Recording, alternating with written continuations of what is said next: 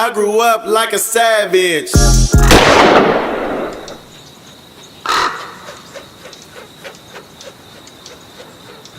One, two, 1, 2. You now rocking with the No Vultures podcast.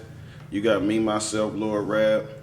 You got OG Clee going away on a vacation. You got Corner Barber who had to just leave. He had to go get his kids. You know, sometimes things happen, so I'm here holding it down for the peoples. You know what I'm saying? And today we got a very special guest. Now, you know, came across this young lady, and I didn't know what was going on. I didn't know where she was from. I didn't know I knew her daddy. I didn't know none of that. Right? So I'm just following her movement, and I'm saying I love her energy. I love what she got going on. I love what she represents for young ladies. And I just kept following, and soon enough, I started making more connections and realizing what cloth she was really cut from, so it made a lot of sense. You know what I'm saying? But we got Jordyn Carter in No Vultures today. Period. Pooh. How you doing? Good. How are you? Man, I'm happy to have you here. You know, I can say we happy to have you here. So I'm happy to be here. I can speak for everybody, you know, that would normally be here. And I give you the No Vultures disclaimer, right? Mm-hmm. So we try to, you know, we just start working and building up popularity, right? So people say, what it take for me to get on No Vultures? And all I tell them is to impact culture. It don't matter if it was before or if it was now. You know what I'm saying? So right. If we make the connection, it's a no-brainer that I gotta have you on here, you know what I'm saying? Because you've been impacting culture. You know what I'm saying? It. So I've been seeing you doing big things now. Tell me, like, from the beginning, right? So born and raised in Oakland? Yes, born and raised in Oakland. So I was born and raised in Oakland. I lived on 73rd since I was cool, like 5. Okay. And then we moved to 64th. And like we will always like go like to like Hayward and Union City and like Black Hawk, and I'd be like, oh, I want to live here. Mm-hmm. So, you know, my dad, pretty much my parents, they made sure that I had what they didn't have. Mm-hmm. So I wasn't really out here as much. I was always shown better or what I could have. So then we moved to Hayward and all that stuff. But I've been an entertainer since I was little. Like, when I would watch TV, I know I can memorize the whole movie of Shrek and be acting it out in front of TV. I come up with songs. I couldn't play the guitar, but I was playing the guitar. That's dope. You feel what I'm saying? Yeah. So I was a dancer first, and I danced professionally for the Golden State Warriors for 4 years. For the Junior Jam Squad? Yes. Yeah, I knew that about you, right? So that's crazy because I was telling my daughter when she was going to try out, like, look, this shit is serious. You can't be lazy. That other shit y'all been doing and them things, you know what I'm saying? It's real serious. Yes. Like, you got to go in. And I think we went to a tryout in, like, Walnut Creek or somewhere out there where he had, like, a gym. And she figured it out, like, nah, they didn't come to play. These people in here doing flips and handstands. Twirls, all that. Yeah. So how was that experience? When I first tried out, I didn't make the team. Okay. But I will say I did make the team because who I was surrounding myself with. Was it still the big yes, dude? Alan. Okay, Alan. Yeah, okay. See, I know a little something. Yes. So I didn't make it my first year, which kind of like made me sad, but it made me work harder. So I started training with him so I can make it the next year. And then the next year after that, I made the team. And I will say, like, it was really fun. It was really fun being around, like, having a team, like, everybody working together and stuff like that. It was hard. You got yelled at a lot if you wasn't focused. Right. Starstruck. I met Beyonce there, Rihanna, the whole team of the Warriors, you know what I'm saying? Wow. So it was a great experience. I wish I was still doing it, but, you know, I aged out. Yeah. So I recommend it to all the kids. Yeah, because my daughter, when she seen how serious it was, she said she was going to go train with Alan, too. And I took her to a class or two somewhere, like, in the Mission in San Francisco. Mm-hmm. Yeah, and she was like, she was doing it with adults because that's what he was teaching adults there. And I was like, man, this shit is intense. Very intense. Yeah, but he go hard though, man. Shout out to him, and that's a good thing what he doing with the kids, you know, because it breeds young stars like yourself. Yes. So after that, and after you kind of grew out of that and you got older, like, did your passion just stay in music? And like, how long before you wrote a rap? You wrote your first rap at like 13, right? Yes. Okay. My first rap was at 13, but I always loved music because I am a dancer. So it was kind of in me. I listen to all types of music. Me and my dad listen to all types, like jazz. Okay. I listen to piano, like just straight on piano. Okay. Like I listen to all genres. And I think that's kind of important for like people that are in the music industry to have an open eye to everything. Absolutely. Because once you're like stuck on one genre, like, oh, I only do rap and I only listen to this, then you're stuck there. Right. So like if you can't make music that connects to everybody, then what are you doing? What are you doing? Absolutely. So that's what I love about your generation and younger is that y'all fearless anyway. You know what I'm saying? Like y'all not scared to step outside the box and do something different. They sure ain't, because the music today, let me tell you. Yeah, it's crazy. Like in my time, like when somebody used to say, I can rap, you expect them to walk up and bust the best rap you ever heard in your life. You know what I'm saying? Like that's how you got signed or how you got on, versus y'all like just create. You know what I'm saying? It ain't no big thought process in it. It's like I'm going straight at it. You know what I'm saying? I'm doing what I love, and that's what I love about the youth. You know what I'm saying? But so after you wrote your first rap, actually, I remember a bar in your first rap, and you said that I don't even rap. I just was feeling the beat. I was just feeling this beat. Literally, that's my favorite song by Drake. It was my favorite song by Drake. And I was in the room, and I went to my dad. I was like, ooh, can I do a remix of this? Yeah. And he was like, that'd be cool. So then, like, we kind of just, like, put it together. Okay. So that was literally how I was feeling. I don't even rap. I was just feeling this beat. Okay. That's what it was. And at this time, did he have a studio? Because I know your dad had a studio before. He got a studio after I made the song. Okay. So like a year after, I got the studio. Okay. Because we didn't know we was gonna take it serious or anything like that. Well, I was just feeling a beat. So yeah, he did it like a year after. So how did your friends react though? Like how did they, like, what did they say? I know they was like, what? Like, see, friends. I have friends, but I don't really have friends. What about classmates? Classmates. So people at your school, did they hear it? Yes. And that's when I kind of started getting a little bit of clout too. Okay. So they would call me famous and stuff like that. Like, oh, she famous, she raps, she do this. And they just like put it on extra thick. Right. But they had already known you for entertaining. Yeah, they knew me for dancing and all this stuff. So, but I started getting a little bit more clout when I started rapping. So did you dance at like the school talent shows and stuff? Yes. Yeah. I did all the talent shows.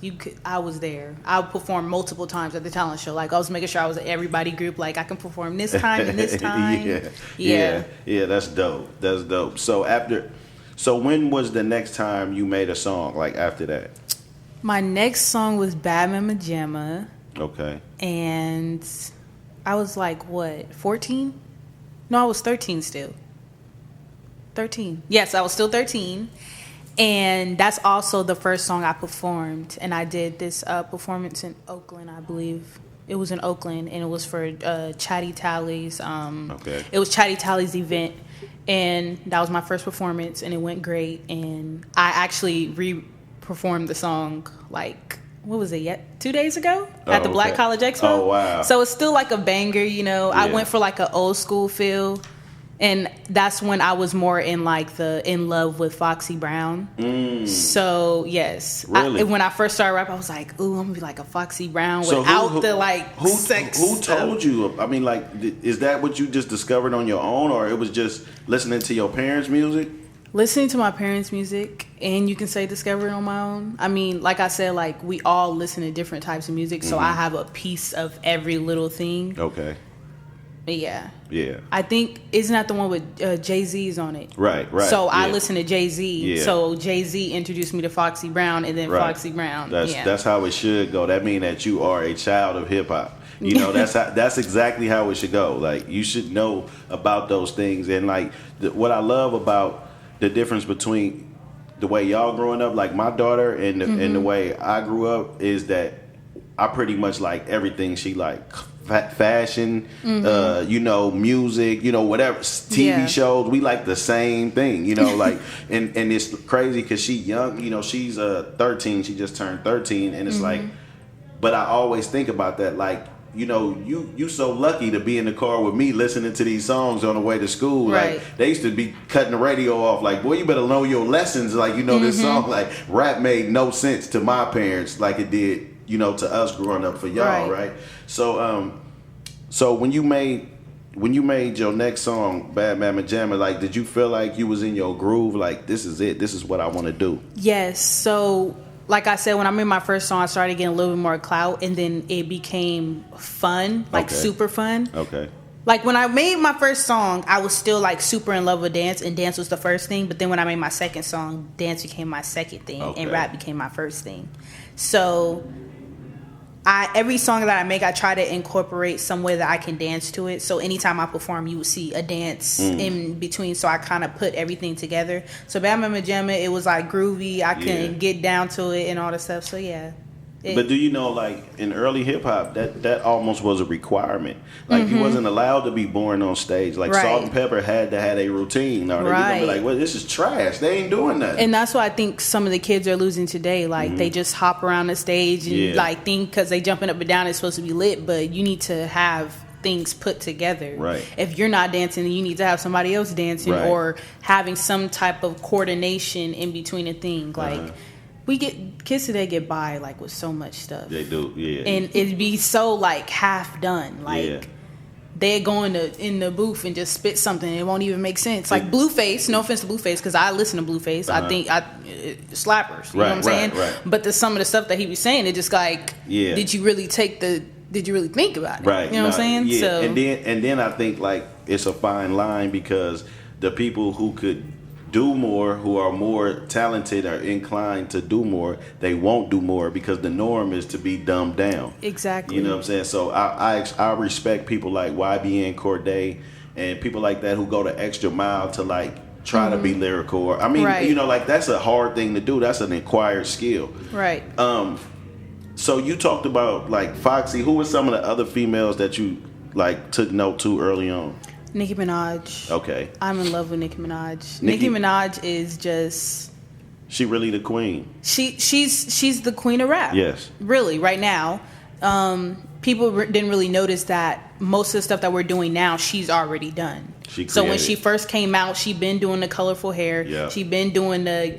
Not so much a gimmick, but like the characterized, I got different personalities type thing. So... She's really a big inspiration, and she's very lyrical if you think about it. Like some of the stuff that she be saying, like you really gotta think, like, did she really say that? Like, yeah. You know, sometimes she do things that make me question her age, because some of her bars be like, wait a minute, that's way before her time. Like, what is she talking about? She talking about a basketball player in the '60s. Like, who did, you know? So but she very lyrical, and I appreciate that about her. You know, she go hard. Like when you see her on songs with Jay-Z and Kanye, and she got the best verse. You know, I'm not a chauvinist. When I first heard that, I was just like, oh my gosh, he bodied them like on this song. You know, so I shout out to her, man. She really put on for this new generation of female rappers, and we can't front on that, you know, at all. So when you now, are you going to the studio regularly after Bad Mama Jamma, or are you just like, you still kind of casual, you still dancing more, like is dancing still? After Bad Mama Jamma, it was still kind of casual. I didn't really be like, I need to go to the studio this day and this day and this day. It was more like I was still like loving it, learning to love it. So I dance every week, 4 times a week. Oh, okay. Hours in, and then on my free time, let's make a song. Like that's what it would be. But after that, I made Let's Get It. I did make Let's Get It. And that's my biggest song right now. Now, you know what's crazy is, damn, you made Let's Get It. That is crazy, you know, because I had your cousin in here, Leaky Bo. Right? Yeah. And shout out to him. It's just like, I was telling him this about you too, like, y'all have like shot up, like, you know what I'm saying? It's a little different. Like, you're gonna notice other artists act weird towards you, and you're gonna notice other things, because it's like it's just something that you was born with. You like some things you can't buy, you can't fake it. Like, it just shows, and the star is gonna shine through, right? So like how his song shot up and how your song Let's Get It, it's like, first of all, explain to the people how that even happened. Like, when you, in the recording process, when you went to go record that song, you was thinking dance, of course. Yes. Right? Yes. And so, to me, it's like the perfect song, right? Because it's like super true to you, but it crossed all genres. Right. Like, there's no face on that song. Right. Literally, like you can give that to anybody, and there's no face on the song. It's like I love that, and was that Thank you. on purpose, or you just was being you? I'm just being me. Like I said, I'm open. I have an open eye to everything, so I'm pretty sure a bit of everything that I know went into that song. Okay. Yeah. And how did it come across the people at Degree Deodorant? Yes. So mommy here, Mama Okay. Jornadia. Okay. You know, she be doing her managing things like that, and I saw what is it called, Mom? The label. Yeah, the single deal. ISO. And ISO, that's Madonna. Yes. Okay. And she loved the song. Okay. And that's when it kind of like started hitting commercials and stuff like that. And Dance On took it too, and it's also on Invisalign now. Wow. Yeah, so it became the dance song. Wow. So like if you're watching YouTube, a commercial will pop up and they're just dancing to the song, like it became a dance song. Yeah. So, and also what's that? It's the big thing with all the kids, or whatever, and the dude wanted it. It's what's called. The Heart Association? Yes, the Heart Association wanted it too. Yes, Wow. and they had very, very large names in the dance industry dance to the song and teach a class to the song, and that kind of meant a lot to me too because I was a dancer first, Right. and I know these big names, and I'm like, oh my God, they that's dancing in my super dope. song. Yeah. And then I went to go take a class. I'm like, let me take a class too. Yeah. Like yeah. it was Yeah. big. Yeah. Like, so how did that feel? Because immediately you go from, I'm doing this on my, free time. I'm still dancing, and you go from that to, because that song immediately makes you a professional. Like it's like you had no training process to become this artist. Like you immediately have to. There's a code of conduct, and I'm sure your mom knew that.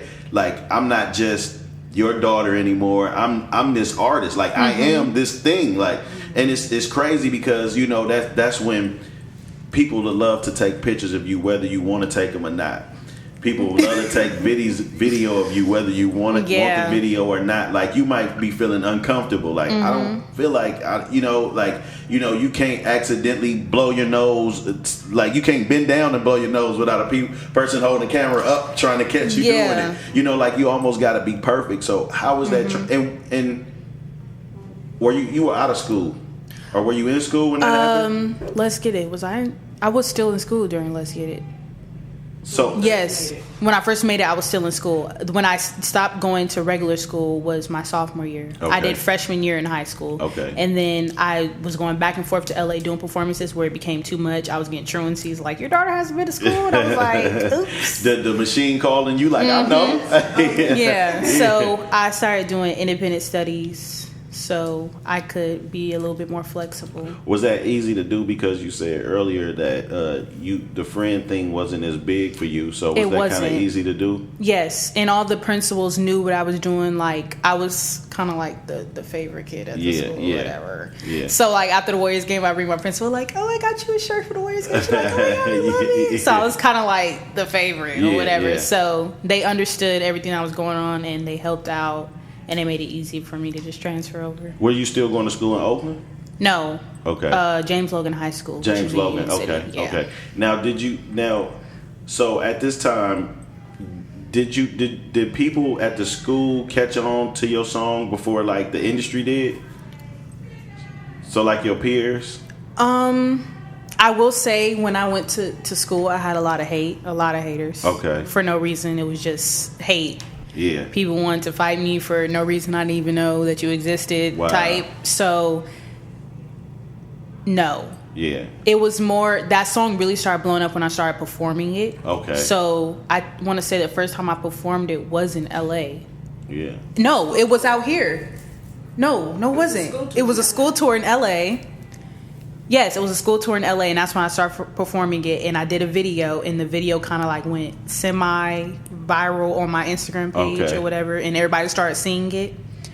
And then that's when it started blowing up. Like kids at the school wasn't really feeling me because of what I was doing. Right. And like I said, the teachers liked me, and it was just too much. I guess too much attention. And that happens. Like people always like they try to pick and find things about you when they really admire you and don't know how to tell you. You know, it's like it's in a weird. You never had the situation because you are the person, right? Right. So when people are awkward and being awkward and they don't know how to tell you, I just love what you do. Right. I admire what you do. It's hard to say it to your peer. You know what I'm saying? Which I feel like in schools, that's what they should teach. They should teach like more self-esteem stuff. Like it's okay. Everybody got a position. You know what I'm saying? It's okay to be like.